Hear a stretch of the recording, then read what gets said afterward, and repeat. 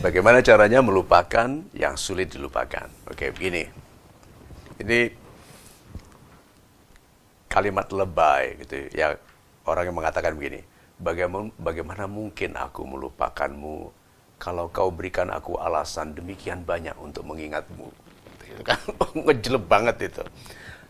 Kekasih yang mungkin karena ahli di dalam membuat kita merasa bergantung, memberikan banyak alasan untuk diingat, gitu. Suasana yang indah, musik yang indah, kemudian hadiah-hadiah yang indah, kalimat-kalimat yang indah, ternyata hanya digunakan untuk mengambil keuntungan dari kita. Kan ada orang-orang yang memang ahli menipu begitu. Nah, setelah berpisah, ini anehnya orang yang dilukai oleh orang yang hanya kelihatan baik, berarti aslinya tidak baik, berpisah, anehnya orang yang terluka ini lebih memilih mengingat kebaikan dari pengalamannya, bukan kebaikan dari orangnya. Gitu loh. Jadi kita itu kalau ditinggal, berpisah dari orang yang tidak baik, itu harus ingat bahwa yang indah, yang baik, itu pengalaman, bukan orangnya.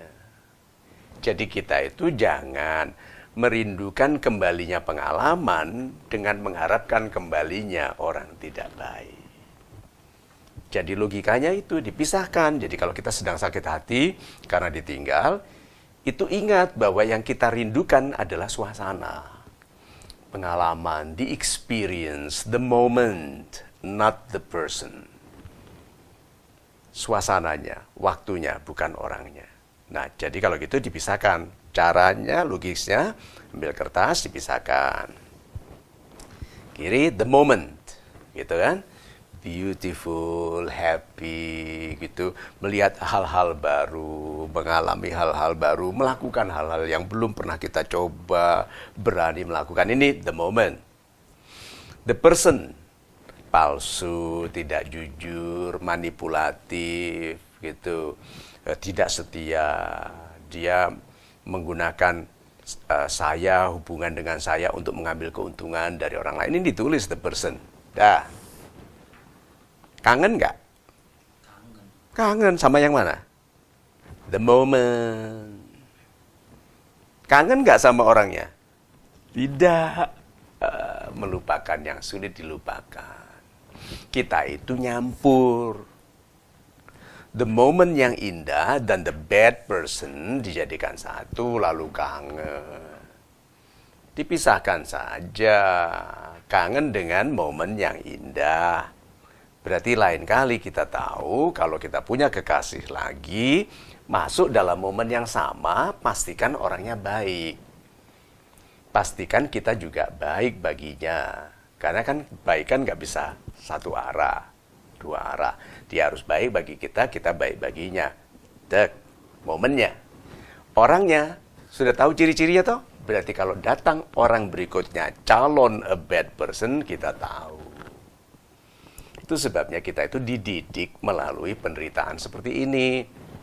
Supaya kita tidak lagi mengulangi, mempercayai atau bahkan mencintai orang tidak baik, merindukan orang tidak baik karena merindukan momen, pengalaman, memori yang indah. Lihat ya, orang itu berubah, memori tidak. Kalimat ini indah sekali loh sebetulnya. Orang itu berubah, memori tidak. Memori masih indah, kangenlah pada yang indah, terima bahwa orang ini sudah berubah. Mau tahu lebih cantik lagi? Satu. Orang yang berubah sebetulnya tidak berubah.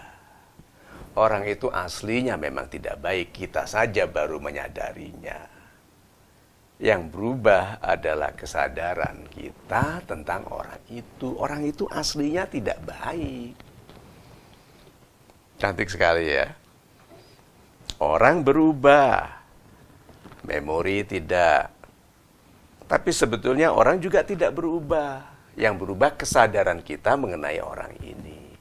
Jadi cara melupakan yang sulit dilupakan, itu pisahkan antara memori, momen yang indah yang memang sulit dilupakan dari orang tidak baik yang memang harus dijauhi. Bukan hanya dilupakan. Masih ingat sakitnya? Masih. Sakit hati? Ya masih ingat. Berapa lama? Mungkin nggak pernah lupa.